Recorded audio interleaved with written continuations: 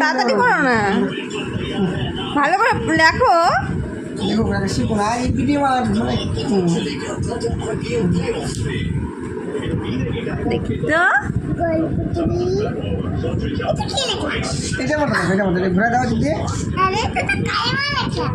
তুমি ভাত ফ্রাই করতে খেতে যাও খেয়ে নিবি।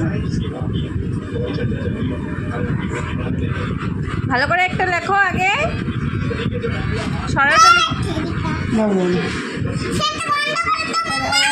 আর নড়বে না, যাও।